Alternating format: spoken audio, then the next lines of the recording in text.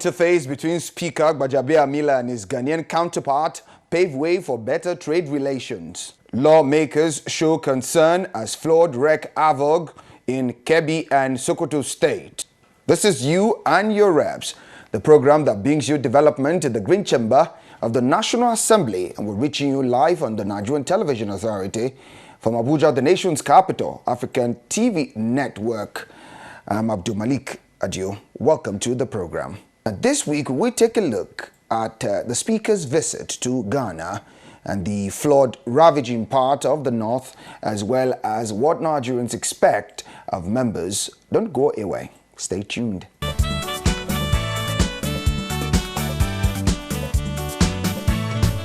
Now, the Speaker of the House of Representatives, Femi Gbajabiamila, has tabled proposals that will bring an end to the challenges of Nigerian traders doing business in Ghana. Lamin Ali reports that this was during a legislative diplomatic engagement with Ghanaian officials in Kumasi. The implementation of the Ghana Investment Promotion Center Act, some sections of which provide that foreign investors are not allowed to participate in petty trading, sale of goods or provision of services in a market, retail of finished pharmaceutical products, and that a person who is not a citizen may engage in trading upon investing $1 million have affected Nigerian traders in Ghana. The Speaker, Femi Gbajabiamila, during a legislative diplomacy bilateral meeting with Ghanaian lawmakers and some top government officials, called on authorities to revisit the components of the law that requires a capital base of $1 million. He pointed out that by virtue of being ECOWAS countries, nations and citizens should be able to live, work and thrive in member nations without any form of hindrance or discrimination. The Speaker noted that the implementation of the Ghana Investment Promotion Center Act should be explored further vis-à-vis ECOWAS trade protocols, the recent adoption of the African Continental Trade Agreement by African nations, and also the movement towards a single currency in the West African sub-region. He said the challenges that Nigerian traders face in Ghana are a cause for deep concern for all arms of the Nigerian government and the Nigerian people. The Ghanaian Minister of Trade and Industry, Alan Keremateng, said there are many Ghanaians and Nigerians who are going about their lawful duties without difficulties. He, however, said that as long as the laws remain on the statute books, his request is that those who are engaged in retail trading should, at least for now, until further considerations are made, respect the law, because Ghanaian traders themselves are required to respect the laws, as it will be discriminatory to require Ghanaians to respect the same laws and not require foreigners to do so. A communique will be issued as the conclusion of talks.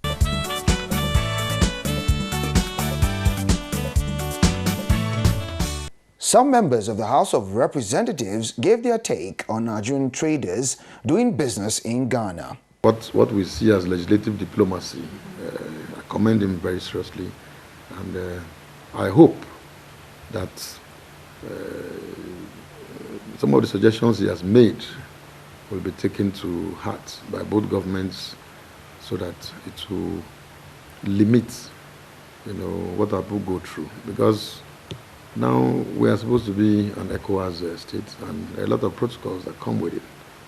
But some of these governments, I dare say, have decided to flout those orders because, like you would see, they believe that Nigeria is where anything goes. You can do anything and get away with it. And so if we disrespect our own people, then most people in other countries also want to tend to disrespect us. But I frown at that very, very well. And Nigeria as a government should take appropriate steps to forestall the reoccurrence of things like that.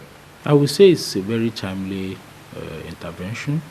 At the initial stage, I was a little bit skeptical. Felt terribly bad the way Ghanaians treated Nigerians. We were their big brothers at a point in time.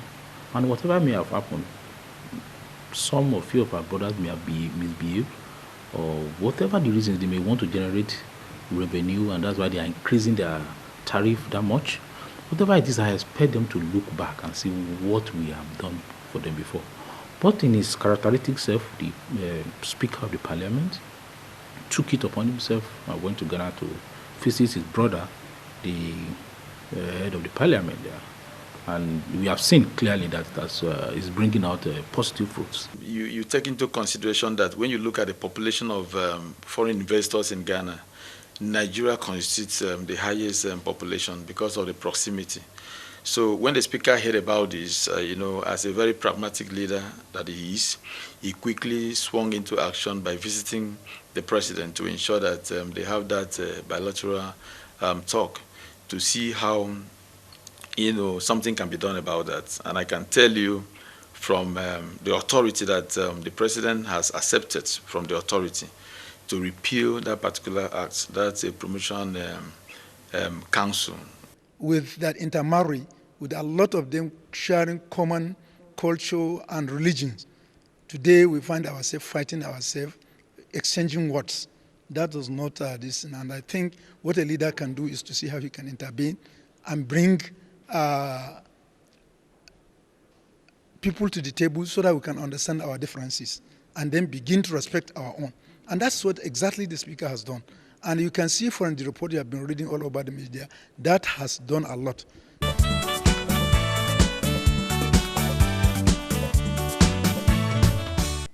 Now, the devastation of farmlands by flooding across some communities is a setback to federal government policies on improving rice cultivation for local consumption.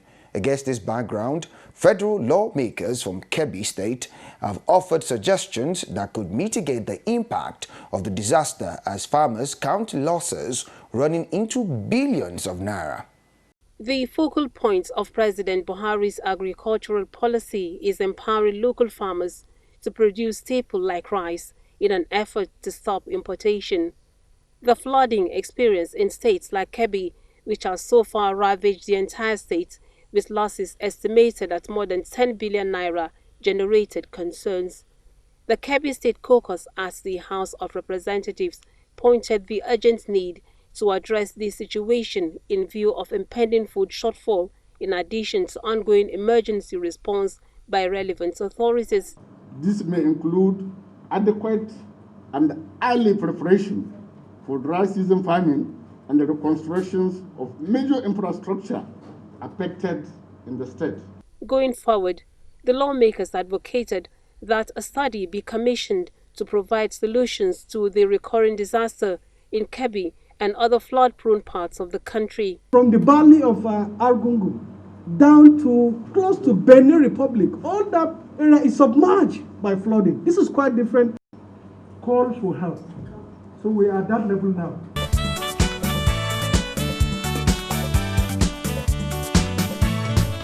And members of the House of Representatives spoke to you and your reps on the devastating flood incident that has rendered many homeless and washed away hectares of farmland. Because of the global warming and all that. Even my own house in my village was submerged last year during the flooding. I sympathize with Nigerians who are going through and experiencing this very hardship. I saw one video of a community in one of the northern states, and I almost shed tears. People have to carry their mattresses on their heads. Their live animals, were left to fate, and I understand people have also died.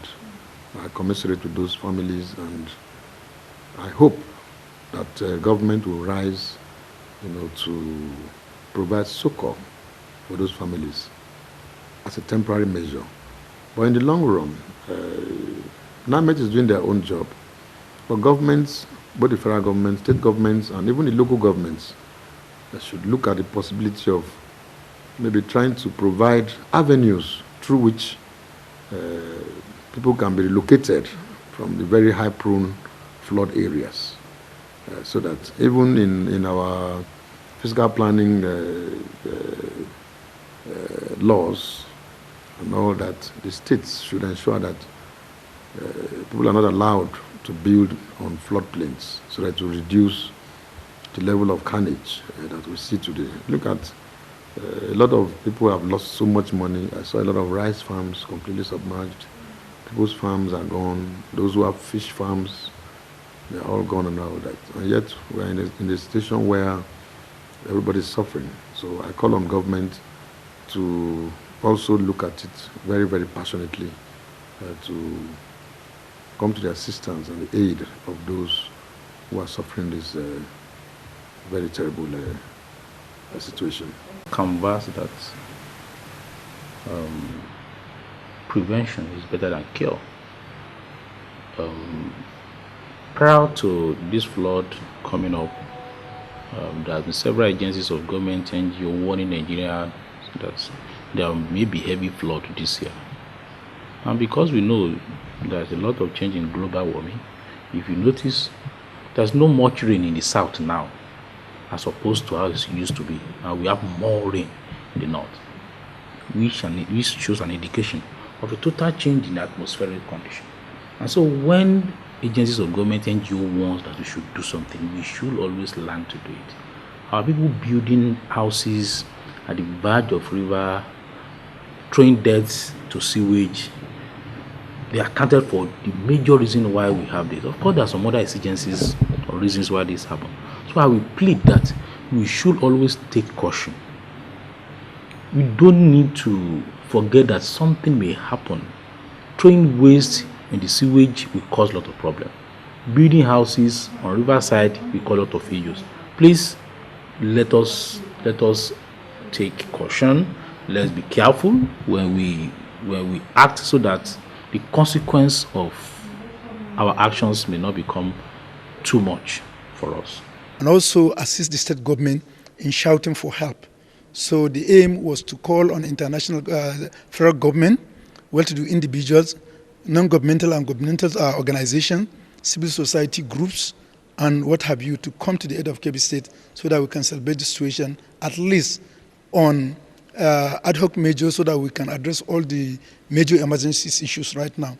Not only that, it's also, we are now being faced with a lot of health challenges, because even the drinking water, which is a source, most of people have sources of their water from river, but this is now being challenged by a lot of pollution that comes along with flood. So this is really a calamity, and we do hope that the world and also the federal government will listen to the demand as raised by the Kebbi State government, by good and citizens of Kebbi State, and also by us as representative of the people, to come with an intervention measures that will relieve the hardship experienced by the Kebbi people.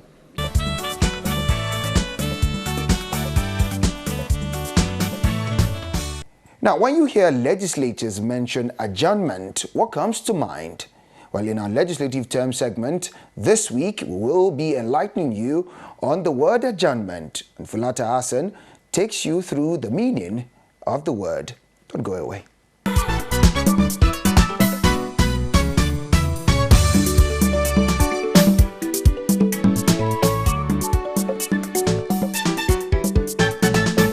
There are two types of adjournments. The House sitting in plenary or a committee sitting. You can adjourn to a particular date. That is, you stop the sitting of the House or of the committee, and then reconvene on another date. Okay? Then adjournment, you can have an adjournment with a date. The House can adjourn for 2 weeks, 1 week, 1 month.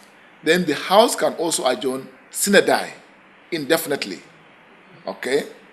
So there are two adjournments: adjournment to a particular date, or adjournment sine die, meaning indefinite adjournment. And talking about increment of electricity tariff and fuel, members of the House of Representatives gave their take on the issue. I know that there is pressure on the economy at the moment. There's serious pressure on the economy. But I think Nigerians should be patient. Let us sit down first and see how we can adjust things, so that at the end of the day we will come out with a robust policy that will help regulate the economy, so that at the end of the day their interests can still be protected. So that's my advice. They shouldn't really panic at this point. It is not something that just happened overnight. It is an effect. It is a process that started since March, and this is September. I expected that by this time we are going to see what we are seeing today. But as a government that has the interest of the people at heart, there's no way government can allow the country to, get out of control. So I think the economy can still be, controlled at the end of the day. So the people we are representing should be patient and watch out for our next action. I'm a member of Committee on Power in these chambers, and we have consistently fight against increase in tariff, particularly when there is no commensurate supply of that power to our people. The increase, I know it is, they gave it a face, they gave reasons, conditions for that to be done, but I just hope the discourse will stay within the ambit of the law in doing this increase, because I definitely know that this will tell on Nigerians, particularly when the power is not supplied. If we have it, maybe I know it costs a lot to generate power, it costs a lot to distribute same, but that power we are supplying must be metered. We must be able to ascertain what I'm using. Why you can't ascertain you are doing assume billing, doesn't work in any sane society. I know these are some of the conditions for there to be an increase in the tariff, and that's why I said I hope this discourse will stay within the ambit of the rules, ambit of the law, before this increment is actually carried out. One bag of rice as of today's local rice is about 34,000 naira. And Nigeria's lowest income earner cannot afford a bag of rice. And yet you're asking that same Nigerian to go and buy fuel at 162 naira per liter. You're asking him to pay twice or thrice what he pays for the electricity that he or she does not even see. Because mind you, what they're doing is the estimated billing system, where whether you have light or you don't have light, a bill must come to you.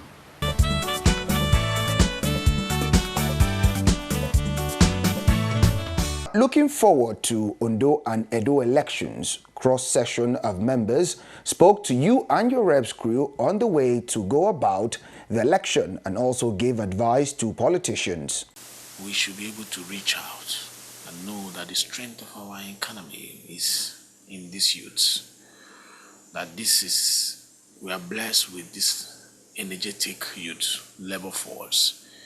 Let's harness them for a more productive use than thuggery. This time we say no to violence in elections. If you really come in to serve, you will not be willing to kill for you to be given position of service. If really it is service that you are coming for, then to spill blood so that you can serve doesn't make sense. So this is my message to all politicians. Just like Jonathan said in his time, I'd rather not lose a life, than be in this position and lose lives. And that is the attitude politicians should have. It shouldn't be a do or die. Our politicians, including myself, we should begin to look inward. Will you send your own child to go and carry arms on the day of election? If you can't do that, why would you encourage other children to go and do that? Some within my constituency even describe me as a technocrat politician, because I will not do the conventional thing politicians do. I will not visit Marabot. I will not encourage anybody to carry arms. Somebody was just talking to me today, said that if they talk now, you will say, whatever God has destined is what will happen. Because that is how it's supposed to be. Let us know that the paper is dry, the pen is lifted. Try your best. Chippy, you want to serve. Must you kill yourself because you want to serve? This is not a mouth talk. We should begin to walk the talk. All of them, PDP, APC, all of them will say this. But let us walk the talk for God's sake. Because if you don't, this thing that is coming, if it hits us, it will be too bad.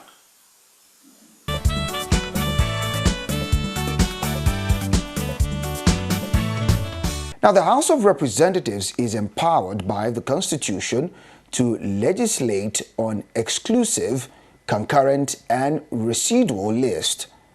And talking about increment of electricity tariff and fuel, members of the House of Representatives gave their take on the issue. Now, global attention has been on the need to stop the exploitation of some animals, including donkeys, since the 8th Assembly.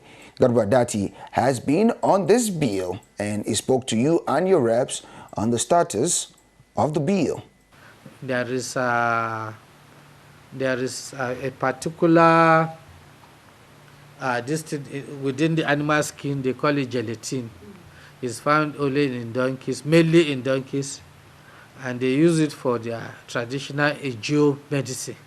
So for that reason, Chinese entrepreneurs have gone all over the world looking for donkeys to buy, to kill and remove the skin, to do it. And the world today has less than 40 million donkeys, according to United Nations.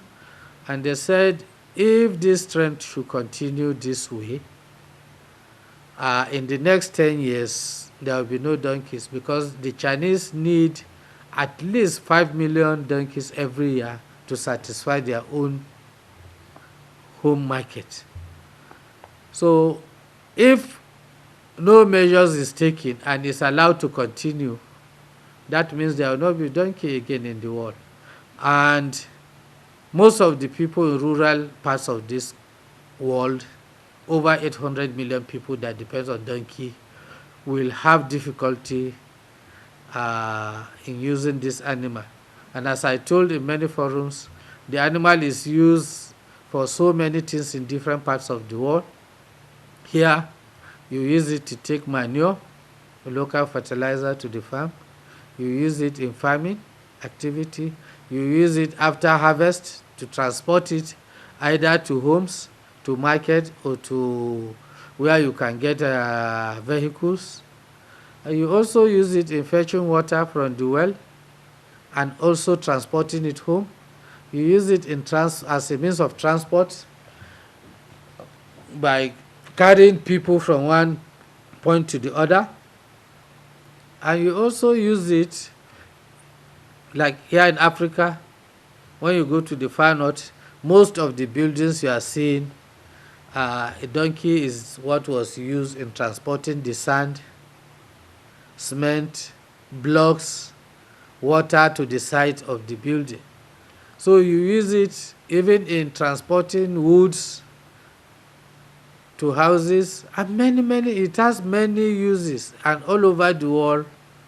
Even here in Nigeria, our forefathers, those who started Western education, we have seen there was a documentary we saw in the 1920s, 1930s, and 40s. Most of them used this donkey to go to schools. Now, similarly, at the 4th African Animal Welfare Conference, Garba Deti was given the opportunity to present the keynote address where issues on exploitation of animals resonated. The bill in itself is even later that I found that, because of the threat to extinction of donkeys all over the world. I don't even know. I know at local level, I know what the donkeys use. But it's when we went to the conference that I even knew that even the United Nations classify donkey as a working livestock.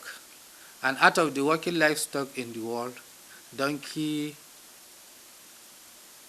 constitutes almost 90%. And even still, the United Nations now classify donkey as the best and the most enduring means of transport to all marginalized people. All marginalized people, about 700 to 800 million people all over the world depend on the donkey. So with the depletion of donkey, the Chinese are going all over the world to make sure that these donkeys are killed, because they need the skin to do their own Chinese traditional medicine, Ejio. And so they are facing extinction. And donkeys is unlike other animals that you can breed them in large quantity. their fecundity rate is very, very low.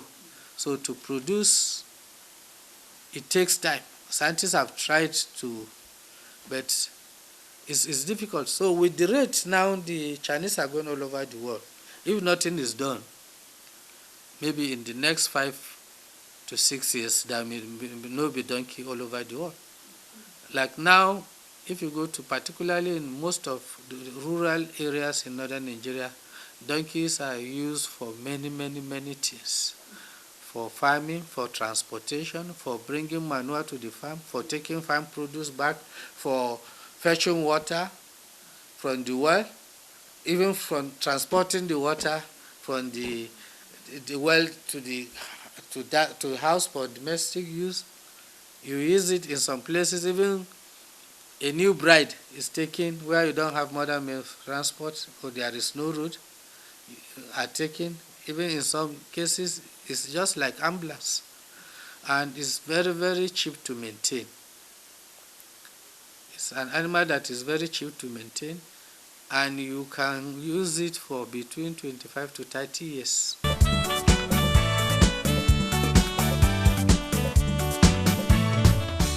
And this is where we conclude the program. You and your reps, many thanks for watching. I'm Abdul Malik Adio. Remember to be part of the program, same time, same station, next week. Bye for now.